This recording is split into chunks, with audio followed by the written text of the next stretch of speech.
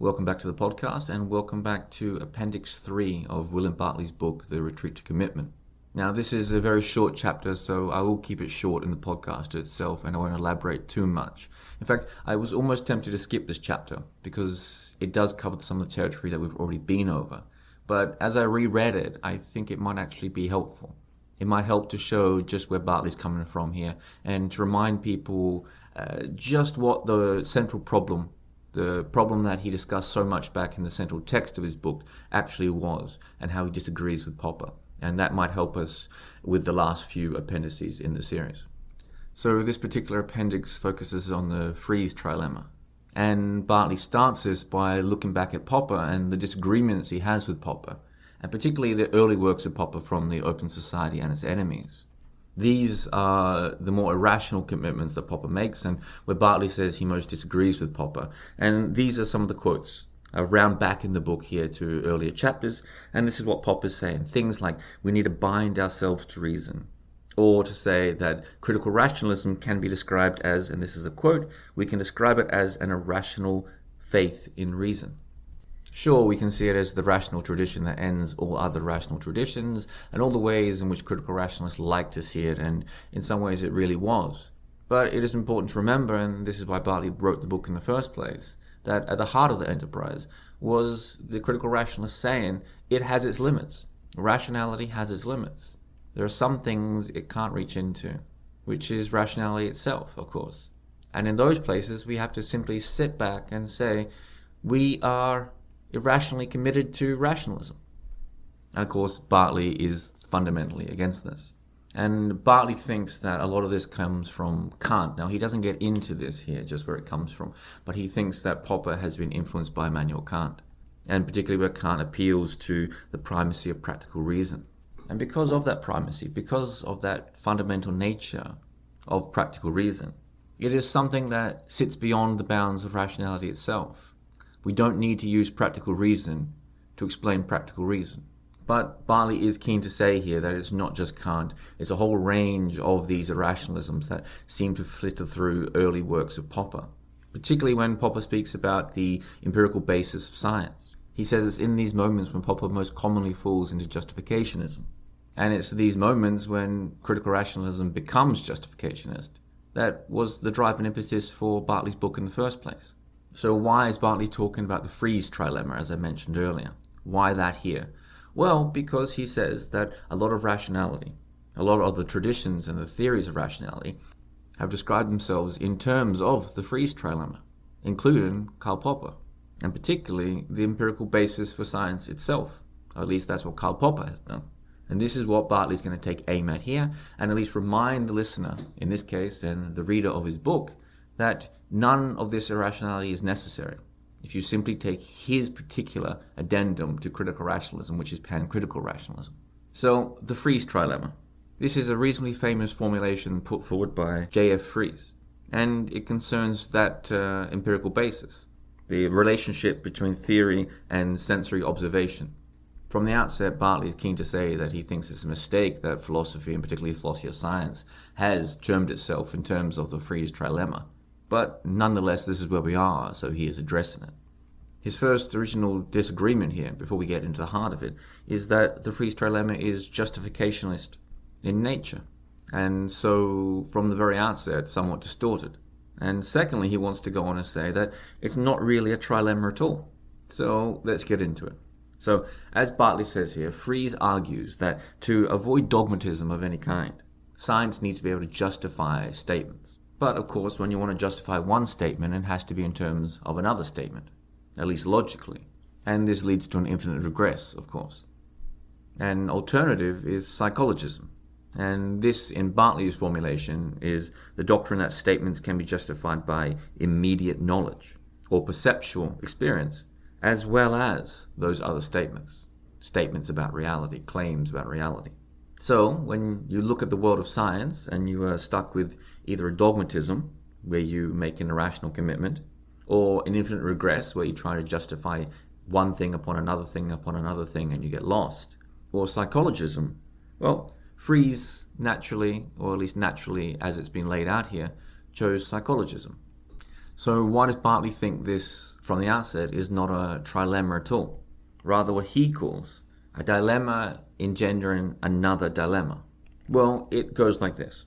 If you deal with the infinite regress part of it, where you were trying to prove one proposition or one statement by another statement, sure, this goes on forever, unless, of course, you draw a stop to it. Now, the question then is, how do you draw a stop in a way which isn't dogmatic or arbitrary? And, of course, it's not particularly helpful here to say that the arbitrary stop that you chose was something you chose in terms of perhaps Kantian pure reason. Because then the question simply comes back, where does pure reason come from? Or what is pure reason? And you're back in your regress. So what else can you do? Well, perhaps you can stop at a self-evident proposition. Or you can stop at a non-evident proposition and then begin to try and justify that position non-propositionally. And of course, you can do this by appealing to experience. And of course, here comes psychologism and where psychologism enters it. Or by appealing to a decision, which of course may turn out to be arbitrary and may turn out to be revisable as well. But of course you can claim that this is motivated by experience or otherwise. And Bartley says, and this is his quote, all of this is a toy. It is self-complicated and it is painfully distorted always by people accepting Freeze's reading of this as a trilemma and then being stuck in a place where there's no happy solution. But of course Bartley doesn't want to accept this and he wants to show another way through. So how do you step out of the Freeze trilemma for Karl Popper? Well, you do so by testing. This is his empirical basis. This is the idea that universal statements of science ought not to be justified by a regression, but we can stop at any point in a regression and then test again and test again. A basic statement of science is something that simply makes a claim about what is actually out there in the world. And when we test, we're looking for conflicts, we're looking for challenges, disagreements. And when something does challenge it, when there is a disconnect between a basic statement and reality as we see it, then we have a reason to stop the regression. And we also have with that Karl Popper's understanding of the empirical basis of science. How does the real world interact with our theories? How are they connected? One is a test for the other. Now Bartley wants us to look at this in terms of how Popper has dealt with the Freeze trilemma, because he thinks Popper has made a mistake here.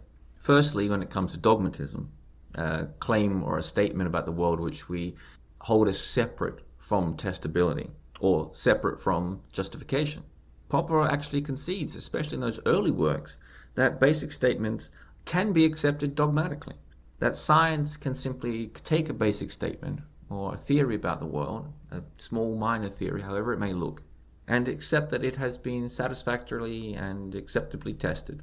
And by accepting this thing, we hold that it is true. And why does he say this? Because he thinks it's necessary. Science needs this particular firm ground. Because if we don't, and we begin to test anyway, then our tests don't lead anywhere. They lead to more regression. At some point, you need to plant your flag in the ground and say the theory is true or the theory is false. It has survived testing or it has died under testing. And Bartley goes on to say here that if you look through parts of Popper's work, he is a strain of conventionalism at play here as well. And this is something I believe Popper does get away from in his later work. But this is when he goes on to say that science goes on to accept statements or universal statements about the world by terms of agreement. Now, of course, people will understand that this does change in later Popper, but it is there. And, of course, this is where Bartley pushes into, and in most cases, changes Popper's mind about. So, secondly, let's look at that infinite regress. We've done dogmatism, let's move on. Now, Popper concedes early on, and Bartley gives him credit for this, when you go on to say that a universal statement is tested against a basic statement or another statement, there is a chain of deduction, he calls here, which becomes infinite. The test can go on forever. You can test another aspect of it, another basic statement. This whole process can continue on ad infinitum. But, of course, Popper's going to say that this really doesn't matter because it's not really about proving anything correct. What we're hoping to do is find contradictions. So let the chain continue because none of us are interested in justification. Now, onto psychologism, the third post in the trilemma. And here again, Popper concedes that basic statements and sensory experiences are somewhat related. For example, a sensory experience may motivate you to accept a particular basic statement. The only important factor is that it in no ways justifies it. So your experience of the world may prove a theory wrong, for example, as you run a test on a theory that you hold about reality. But the alternative can't be true. You can never turn it around and say, because of that test, my theory is true. And here Popper has shown consistency with his understanding of the empirical basis. Okay, so enter Bartley. Bartley says all three of these concessions, all three of these ways in which Popper has attacked or attached or accepted the trilemma are completely unnecessary. He calls them concessions. And he says by simply engaging in this manner, we are misleading people and misleading ourselves as to what rationality can be and is. The first way Bartley does this is to jump right in the deep end and call Popper a fideist, someone who believes that irrational commitments must sometimes be claimed, or there are certain things that can't be argued to or argued from. And when Popper dismisses the charge of dogmatism against him, where he makes an irrational commitment to rationalism, he is, and this is Bartley, at best he's understating the seriousness of the problem here. And at least as Bartley sees it, he doesn't quite understand the door he is opening to irrational forces out there in the world. He doesn't understand the joy he has given to his enemies, because they too want to make use of just that door. And of course, as Bartley says, it's not necessary to give it to them. The problem always here comes back, at least as Bartley sees it, to Popper's, and he calls it, an unfortunate tendency to demand convention or a rational decision whenever some point is reached which cannot be justified. And of course Bartley's going to say that he doesn't quite see the problem. Popper doesn't quite see the problem, because Popper can't quite see the justificationism within his own theory. And there's no need for this step, as Bartley's going to say. The fact that we can't justify a basic statement, and we can't justify it with irrationality, or the idea that we can't justify rationality itself, is for Bartley irrelevant. It misses the point. And he says it should be the same for Popper, if Popper could just see what his theory has led him into. As long as it is open to criticism, then what does it matter? Okay, so here is Bartley now opening up the floor. And he says, I'm going to clear the decks here, clear out the Freeze trilemma, and clear out Popper's mistakes. And he says the matter can simply be restated as this. There is neither a dogmatism nor an infinite regress. The Freeze trilemma, or the dilemma engendering another dilemma as Bartley saw it, simply doesn't arise. The process of testing is potentially infinite, of course, but no infinite regress ever comes about, because we're not trying to prove anything to be true. We're not trying to justify anything. Testing is also non-justificationist. It doesn't have to be clear-cut. It doesn't have to be founded on anything. It too can be criticized and tested. And unless you take Popper's theory and turn it around, as so many of Popper's critics have done, and say, well, if you want a theory to be false, if you want to prove its theory true, then we need to justify that in some ways. We need another proof. And then you get your infinite regress again. How do you prove that? And the proof for that runs to another statement, and to another statement, and to another statement. But this is a mistake, and this is something Popper doesn't argue for. But I think it's one of the key parts that almost every critic of Popper, at least originally when they first read him, gets stuck with. How do we know when something is false? Test statements are always hypothetical. They're always criticizable, they're always revisable. And at no point do we need to offer in or add the extra step of how do we justify this, or how do we prove this? Or how do we put an end to asking more questions? How do we put an end to criticism and say, finally, I know this to be true? As Bartley says here in a quirky little phrase, there is nothing basic about a basic statement, and hence there is no possibility of dogmatism with respect to them. If we discover that a basic statement clashes with a theory, for example, then we need to then move forward in potentially two different ways. The theory might be false in relationship to the basic statement, or the basic statements might be wrong in relationship to the theory. There's no guidepost as to which way we must go here. Hence, there is nothing basic, nothing obvious about a basic statement. Perhaps that's a better phrase here. Perhaps there's nothing obvious about this. No such thing as an obvious truth, or an obvious way forward, or an obvious path, or an obvious criticism, or an obvious answer to a contradiction between a theory and a basic statement. So Bartley's going to walk us through a little bit here. He says, suppose we wish to test a particular theory. And then suppose that we discover, or we interpret, or we theorize that a particular movement of a microscopic physical body would be incompatible with that particular theory. And then we set up an experiment to test, of course. And in order to improve the criticism and make it stronger, more strenuous, more critical, We create mutual tests and tests upon tests, and we invite more people in, more than one reporter, to make sure that we're not missing anything, we're not making mistakes, or to offer new criticism that we may not actually see. And then suppose that these reports all go against the theory.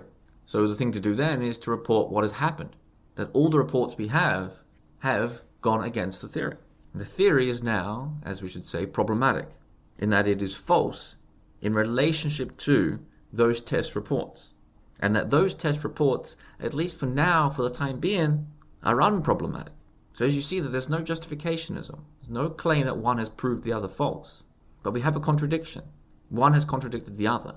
So the theory appears to be false. And the test reports appear, at least from now, not to be false. But that doesn't say anything about the future falsehood of either one or the future truth of either one. There is nothing added to a test by simply inserting a demand, a completely irrational demand, that we must decide when you have a contradiction like this, that we need to decide by some sort of agreement which one is true and which one is false, which one to accept. So we need to build a theory of rationality that tells us one is definitively true and we can hold that as such. This is a stab at Popper here from Bartley. And he says Popper is also wrong, claiming to say that tests will lead to, and this is the quote, lead nowhere without such agreements. Bartley says, no, it's fine. It'll lead us to either problematic or unproblematic basic statements. And what's wrong with that? We don't need to accept any of them, as Popper does, or at least Popper claims in his earlier work. We only simply need to give an account of what is happening before us, and to state accurately, or at least accurately as we can, how the theory and the reports either contradict or don't contradict each other, or how they sit, hypothetically, in relationship to each other. The idea that we need to step back and accept something by agreement or by convention, simply because it helps us along our way, or stops the questioning at some point because we are sick of it, well, that's irrational. And of course, this doesn't lead us in any particular direction. We can go on and build up new theories and new conjectures about which of those reports might be accurate and which ones may not be.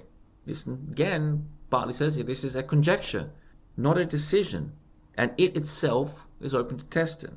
And when we discover some sort of contradiction or a conjecture which we reject, we can simply do so provisionally, hold on open the idea that new criticism may come along and prove everything we've so far discovered to be wrong, or everything we once believed about this relationship, the empirical basis, wrong.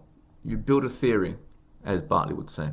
You build as many critical arguments as you can, tests of any kind or simple criticism, and you discover as many as you can and you build them up and you apply them and you search for criticism or incompatibility. And these criticisms or these incompatibilities that you discover are themselves open for criticism. And then we can test them by their own consequences as well. And as Bartley wants to say here, and as he wants to say about all of rationality, this is a process that can run forever. It can be unbounded. We don't need to put a stop to it. And to do so is irrational.